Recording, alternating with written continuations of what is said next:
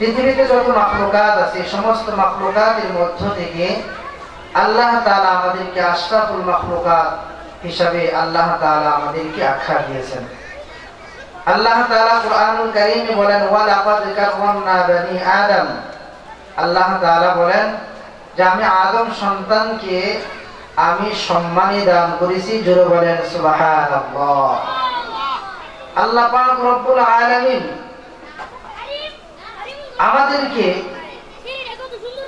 যেমন উত্তম বলেছেন, আরেক জায়গায় আল্লাহ তাআলা কিন্তু আমাদেরকে বলেছেন উলাইকা কাল আনআম বাল হুম আদাল উলাইকা হুমুল গাফিলুন, যে তোমরাই শ্রেষ্ঠ জাতি কখন যখন আমার উপর ঈমান আনবা, আমার হুকুম আহকাম অনুযায়ী তোমরা চলবা, তখন তোমরা সম্মানী হয়ে যাইবা। উলাইকা কাল আনআম বাল হুম আদাল উলাইকা হুমুল গাফিলুন। যদি আমার উপর যদি তোমরা ঈমান না আনো, যদি আমাকে তোমরা বিশ্বাস না করো, আমার হুকুম আহকাম অনুযায়ী তোমরা যদি না চলো, তাহলে কিন্তু তোমরা কাল আনআম চতুষ্পদ জানোয়ারের চাইতেও কিন্তু তোমরা নিকৃষ্ট হয়ে যাবে। আল্লাহ তাআলা আমাদের সকলকে উত্তম মানুষ হওয়ার তৌফিক দান করেন। সকলে বলেন আমিন। সম্মানিত হাজিরিন, আল্লাহ পাক রব্বুল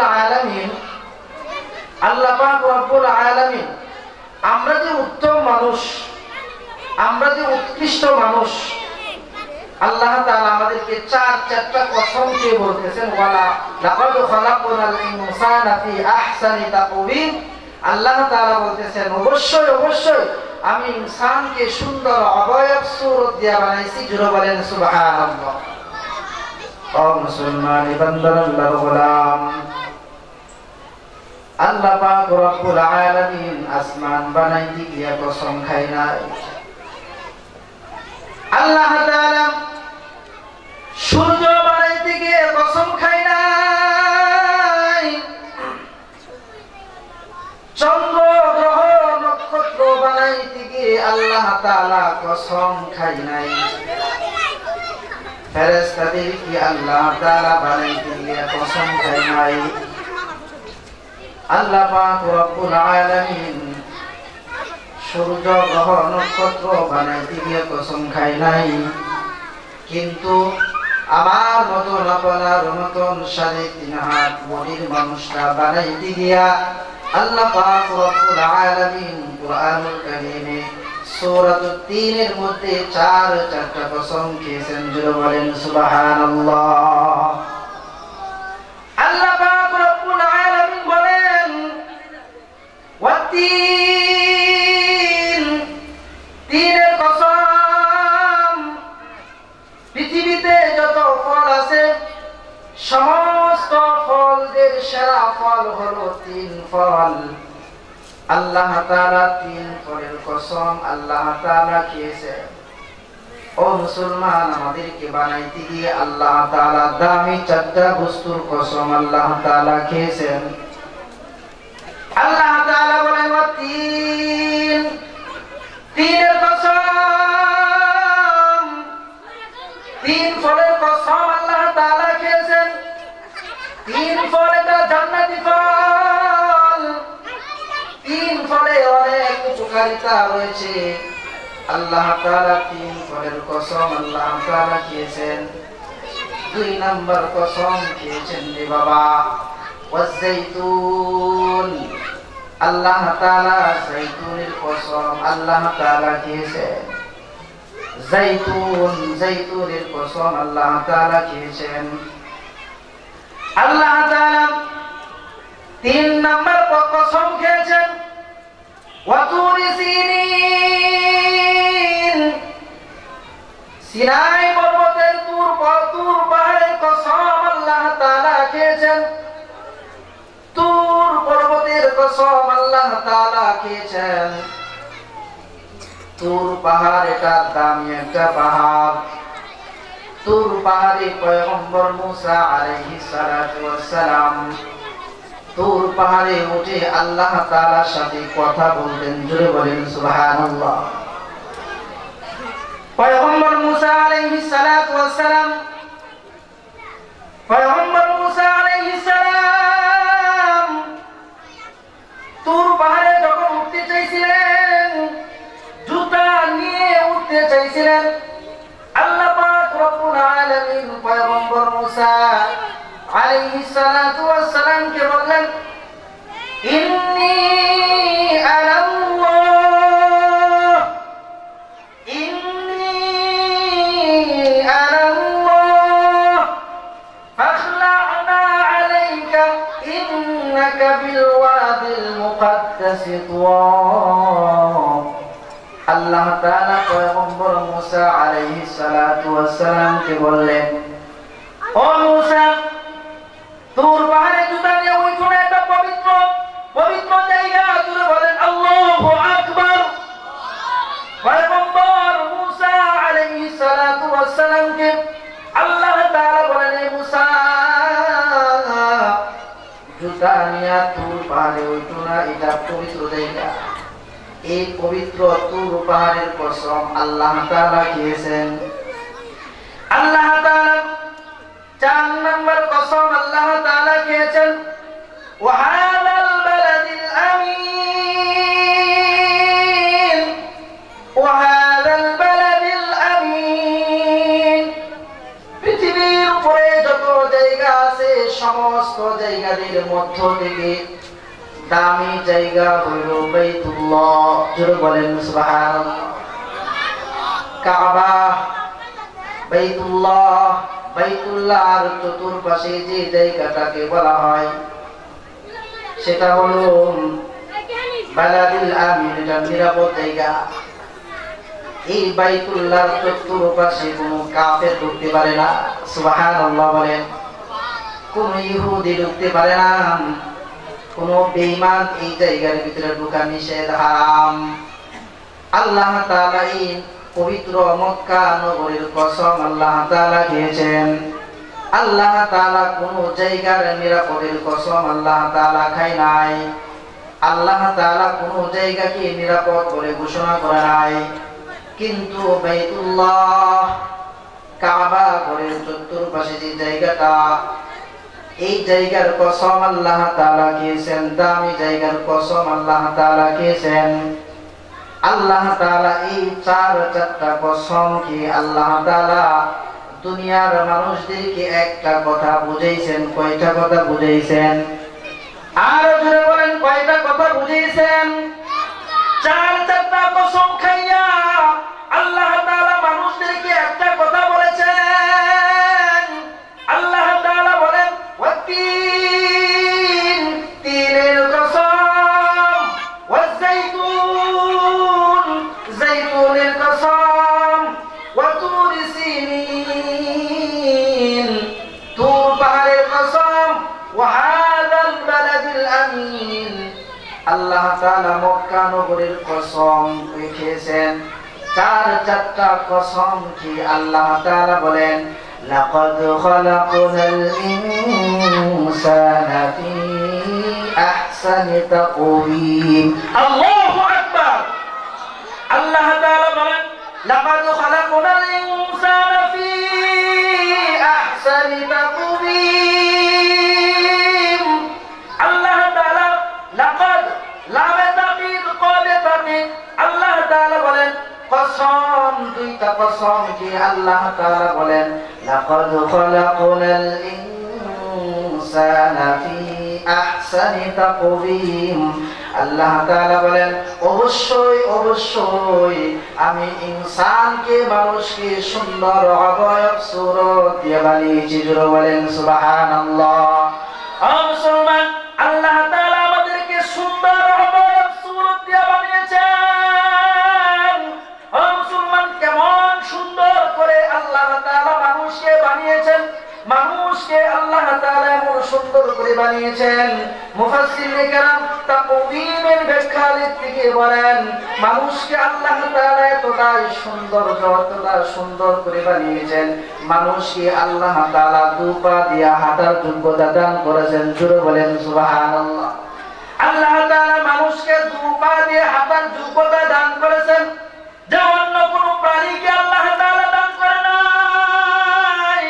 2 পা দিয়ে মানুষ ইচ্ছা করলে সামনের দিকে হাঁটতে পারে, পিছনের দিকে হাঁটতে পারে, ডানেও হাঁটতে পারি, বামেও হাঁটতে পারি। কথা বলেন ঠিক কিনা? আল্লাহ তাআলা সুন্দর অবয়ব সুরত দিয়ে আল্লাহ তাআলা আমাদেরকে বানিয়েছেন। মুফাসসিরিনে কেরামরা বলেন আল্লাহ তাআলা এতটা সুন্দর করে মানুষকে বানাইছেন, মানুষকে আল্লাহ তাআলা দু পা দান করেছেন, দু হাত দান করেছেন, আল্লাহ তাআলা মানুষকে দেখার যোগ্যতা দান করেছেন, মানুষকে আল্লাহ তাআলা শ্রবণ শক্তি দান করেছেন, মানুষকে আল্লাহ তাআলা কথা বলার যোগ্যতা দান করেছেন, যা অন্য কোন প্রাণীকে আল্লাহ তাআলা কথার বলার যোগ্যতা আল্লাহ তাআলা অন্য কোন প্রাণীকে আল্লাহ তাআলা এই ক্ষমতাটা দেন নাই। মানুষের দিলের মনের ভাব প্রকাশ করার জন্য আল্লাহ তাআলা মানুষকে জবান দান করেছেন। জোরে বলেন সুবহানাল্লাহ।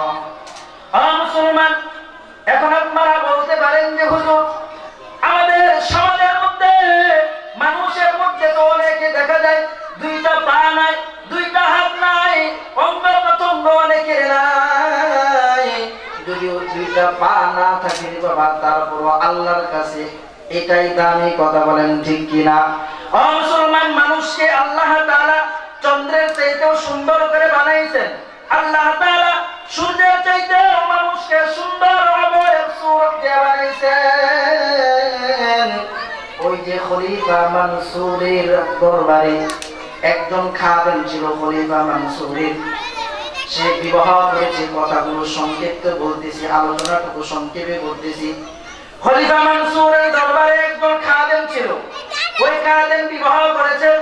বিবাহ করার পর ওই খাদেম চাঁদনি রজনীতে ঘর থেকে বের হয়ে মুসল্লায় বাহিরে বসাইয়া স্বামী স্ত্রী আবার গল্প গুজার করতেছি, মজার গল্প গুজার করতেছি।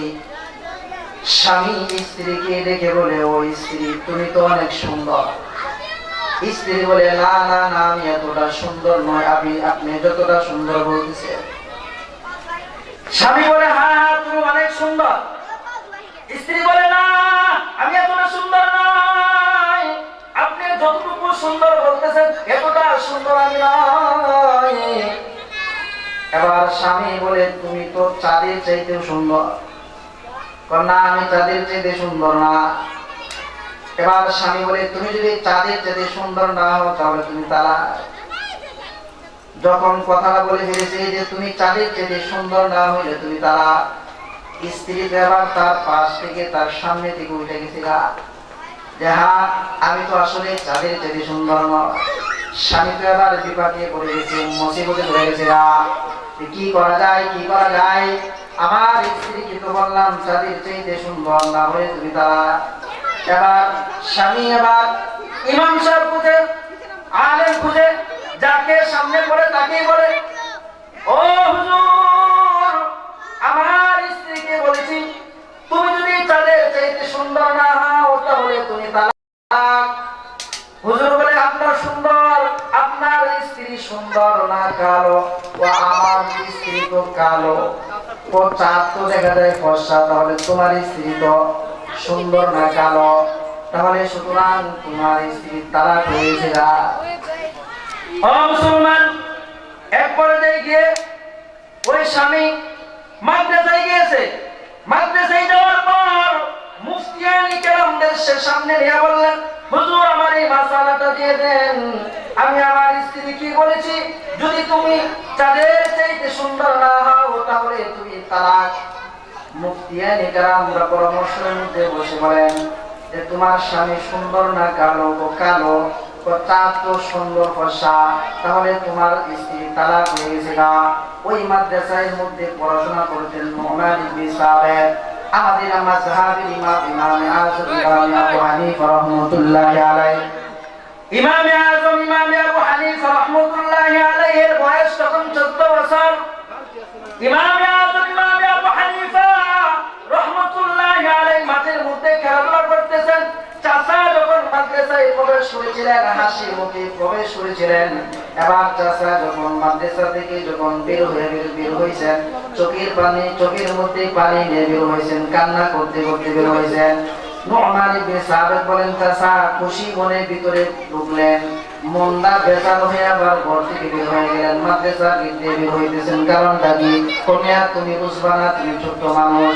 নু'মান ইবনে সাবিত ভালো করে ধরলেন না, বলতে হবে চাচা নু'মান ইবনে সাবিতের কথা অনুযায়ী ওই স্বামী ওই বৃদ্ধা লোকটা ওই লোকটা বলতেছে, এই মিয়া শোনো, তুমি তো ছাত্র মানুষ, তুমি কি বুঝবা? আমি তোমার চাষিকে কথা বলেছিলাম, তুমি যদি চাঁদের চেয়ে সুন্দর না হও তাহলে তুমি তারা, কিন্তু তোমার চাষি তো কালো সুন্দর না। তোমার হুজুররা ফতোয়া দিয়েছেন, তোমার হুজুররা ফতোয়া দিয়েছেন আমার স্বামী তালাক হয়ে গেছে। নু'মান ইবনে সাবিত বলে চাচা এটা কোনো ফতোয়া না, এটা কোনো বিষয় না, আপনি চিন্তা করবেন না, আপনি বাড়িতে যান, বাড়িতে গিয়ে চাষির সাথে আপনি খাবার দাবার খান, যেমনি মন চায় সেমনি চলাফেরা করেন, আপনার স্ত্রী তালাক হয় নাই। জোরে বলেন সুবহানাল্লাহ। লোক তো এটা গেছে রাগে রাগান্বিত হইয়া মাদ্রাসায় গেছেন, যাওয়ার পরে বললেন হুজুরদেরকে, বললেন কি ব্যাপার, আপনারা এক ফতোয়া দেন আর আপনার ছাত্র আরেকটা ফতোয়া দেয়, আমরা কি ফতোয়া দিলাম? আপনি ফতোয়া দিয়েছেন আমার স্ত্রী তালাক হয়ে গেছে, আপনার ছাত্র বলে তালাক হয় নাই। তখন বললেন যে কে বলেছে? নু'মান ইবনে সাবিত নামক যে আপনার ছাত্র আছে সে বলেছে। হুজুররা তো হতভম্ব খেয়ে ফেলেছেন, হায়রে নু'মান ইবনে সাবিত যেহেতু বলতে পারে তাহলে কথাটা মনে হয় সত্যই মনে হয়। তখন নু'মান ইবনে সাবিতকে ডাকা হইল। নু'মান ইবনে সাবিতকে ডাকার পর হুজুররা জিজ্ঞেস করলো, ও নু'মান ইবনে সাবিত, এই চাচার যে তার স্ত্রী তালাক হয় না এটা দলিল কি? তখন নু'মান ইবনে সাবিত আবু হানিফা রাহমাতুল্লাহি আলাইহি বলেন, ও হুজুর, এই লোকের যে ওই চাচার যে স্ত্রী তালাক হয় নাই এটা তো আল্লাহ তাআলা কুরআনুল কারীমের মধ্যে বলে দিয়েছেন। জোরে বলেন সুবহানাল্লাহ। ও কেমনে বলেছেন? ও ডাইরেক্ট বলেন না ইনডাইরেক্ট বলেছেন? ও কেমনে ইনডাইরেক্ট বলেছেন? আল্লাহ তাআলা সূরা তিনের মধ্যে বলেন, ওয়াতিন ওয়াজাইতুন ওয়া তুর সিনিন ওয়া হাযাল বালাদিল আমিন। আল্লাহ তাআলা চারটা জিনিসের কসমকে আল্লাহ তাআলা বলেছেন, লাকাদ খালাকনাল ইনসানা ফি আহসানি তাকওয়িম। আল্লাহ তাআলা বলেন, লাকাদ খালাকনাল ইনসানা ফি আহসানি তাকওয়িম। আমি আল্লাহ পাক রব্বুল আলামিন মানুষকে সুন্দর অবয়ব সুরত দিয়ে আমি বানিয়েছি। চন্দ্রের চাইতেও আমি মানুষকে সুন্দর করে বানিয়েছি, সূর্যের চাইতেও মানুষকে আমি আল্লাহ সুন্দর করে বানাইলাম। পৃথিবীতে যত মাখলুকাত আছে, পৃথিবীতে যা কিছু আছে সবার চাইতে আমি আল্লাহ পাক রব্বুল আলামিন মানুষকে সুন্দর অবয়ব সুরত দিয়ে বানিয়েছি। জোরে বলেন সুবহানাল্লাহ। হুজুররা বললেন যে ঠিক আছেই তো, আসলে তো কথাটা বাস্তব। চন্দ্রের চাইতেও মানুষকে সুন্দর বলে আখ্যা দিয়েছেন, সূর্যের চাইতেও মানুষকে সুন্দর বলে আখ্যা দিয়েছেন। এবার হুজুররা ফতোয়া দিলেন, মেয়ে যাও যাও যাও, তোমার স্ত্রীর সাথে আগের মতোই চলাফেরা করো, তোমার বিবি তালাক হয় নাই। জোরে বলেন সুবহানাল্লাহ। তাহলে মানুষকে আল্লাহ তাআলা সুন্দর অবয়ব সুরত দিয়ে বানাইছেন। জোরে বলেন সুবহানাল্লাহ। মুসলমান শুধু কি তাই, মানুষকে আল্লাহ তাআলা সবচেয়ে বেশি মহব্বত করেন। জোরে বলেন সুবহানাল্লাহ। মুসলমান পয়গম্বর নূহ আলাইহিস সালাতু ওয়াস সালাম, পয়গম্বর নূহ আলাইহিস সালাতু ওয়াস সালাম 950 বছর পর্যন্ত তার উম্মতকে দাওয়াত দিয়েছিলেন। কথা বলেন ঠিক কি না? 950 বছর পর্যন্ত দাওয়াত দেওয়ার পর যখন হাতে গোনা কয়েকজন মানুষ যখন মুসলমান হইল, হাতে গোনা মাত্র 40 জন মানুষ কালিমা পড়ে মুসলমান হয়েছে, আল্লাহ তাআলা সাফ জানা দিলেন, ও পয়গম্বর নূহ, তুমি তোমার উম্মতদেরকে যতই দাওয়াত দাও না কেন, তোমার উম্মতদের মধ্য থেকে আর কেউ কালিমা পড়ে মুসলমান হবে না। এই কথা যখন নিশ্চিত যখন জেনে ফেললেন, তখন পয়গম্বর নূহ আলাইহিস সালাতু ওয়াস সালাম আল্লাহ তাআলার কাছে আবার দোয়া করলেন, ক্বালা নূহুর রাব্বি লা তাযার আলাল আরদি মিনাল কাফিরিনা দাইয়ারা। আল্লাহ তাআলার কাছে দোয়া করলেন, আল্লাহ এরা যেহেতু কালিমা পড়ে মুসলমান হবে না, এরা যেহেতু ঈমান আনবে না, তাহলে এদেরকে বাঁচার অধিকার নাই, আপনি এদেরকে ধ্বংস করিয়া দেন। পয়গম্বর নূহ আলাইহিস সালাতু ওয়াস সালাম দোয়া করলেন, আল্লাহ তাআলার সাথে সাথে পয়গম্বর নূহ আলাইহিস সালামের দোয়া কবুল করলেন। আল্লাহ তাআলা জানায় দিলেন, ও পয়গম্বর নূহ, তুমি তোমার উম্মতদেরকে বাঁচানোর জন্য প্রত্যেকটা প্রাণী থেকে এক জোড়া করে তুমি প্রাণী নিবা, বড় একটা কিস্তি তৈরি করো, নৌকা তৈরি করো, ওই নৌকার মধ্যে তুমি তোমার উম্মতদেরকে উঠাইবা। প্রতিটা প্রাণী থেকে এক জোড়া করে প্রাণী নৌকার মধ্যে উঠাইবা। সংক্ষেপে বলতেছি, সময় নাই। আল্লাহ তাআলা ঝড় দিয়ে দিলেন, বৃষ্টি দিয়ে দিলেন, আল্লাহ তাআলা ভূমিকম্প দিয়ে দিলেন, সব তছনছ হয়ে গেছে।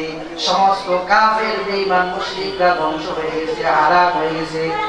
এবার আল্লাহ তাআলা পয়গম্বর নূহ আলাইহিস সালাতু ওয়াস সালামকে বললেন, ও পয়গম্বর নূহ, তোমার নৌকাটা যদি পাহাড়ের নিকট তুমি থামাইবা। পয়গম্বর নূহ আলাইহিস সালাতু ওয়াস সালাম দেখলেন পানি কইমা গেছে গা, পানি শুকায় গেছে গা। সে নৌকাটা এখানে থামাইয়া নৌকা থেকে সবাই নামলেন।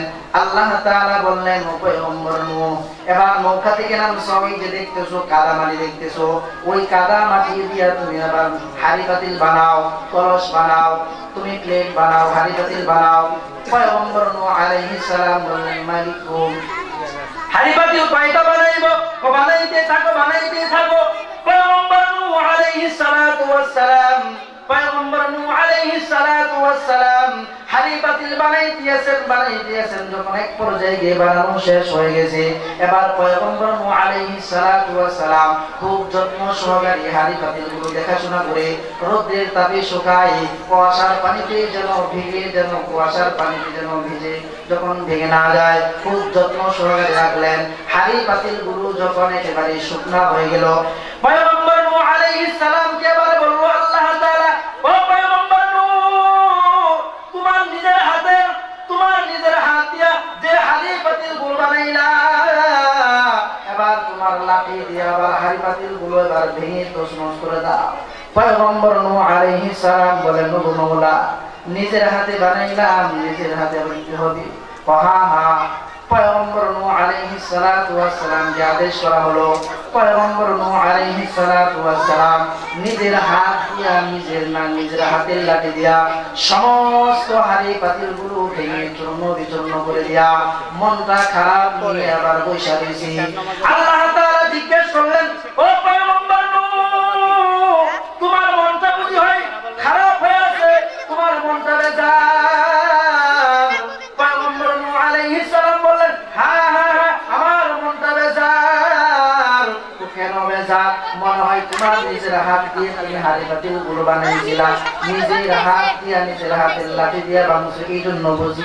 হ্যাঁ মাওলা, নিজের হাতে বানাইছিলাম, নিজের হাতের লাঠি দিয়া বানাইছিলাম, নিজের হাতে বানানো জিনিসগুলোকে কত যত্ন সহকারে রাখছিলাম, কুয়াশার পানিতে যেন ভিজা না যায় ঢেকে রাখছিলাম, রোদের তাপে শুকাইছিলাম, খুব আদর যত্ন করে বানাইছিলাম।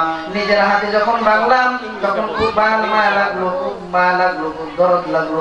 আল্লাহ, এই জন্য মনটা বুঝি হয় খারাপ। আল্লাহ তাআলা বললেন, হে পয়গম্বর নূহ, তুমি যখন তোমার হাড়ি পাতিলগুলো তোমার লাঠি দিয়ে বানাইছিলা, তুমি কি তোমার হাড়ি পাতিলের মধ্যে তুমি কি রূহ দিয়েছিলা? না না, রূহ দেই নাই। হাত দিয়েছিলা? না মাওলা, হাত দেই নাই। জবান দিয়েছিলা নাকি? জবান দিয়েছিলা নাকি কথা বলার জন্য? না মাওলা, জবান দেই নাই।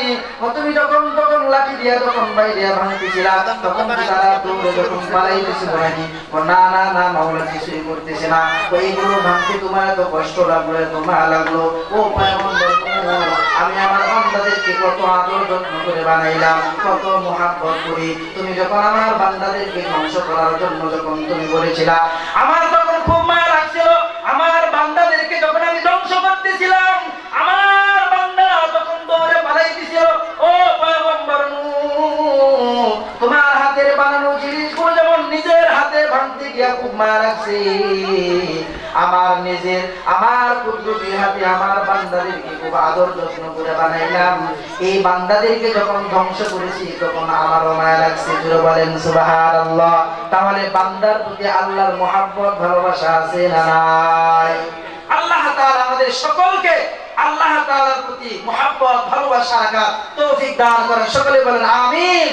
আল্লাহ তাআলা আমাদের সকলকে কবুল আর মঞ্জুর করেন। সকলে বলেন আমিন। আসলে সময় অনেক সংক্ষিপ্ত, 2 মিনিট সময় বেশি নিয়ে গেছি, এই জন্য ক্ষমার দৃষ্টিতে দেখবেন। আসসালামু আলাইকুম ওয়া রাহমাতুল্লাহি ওয়া বারাকাতুহু।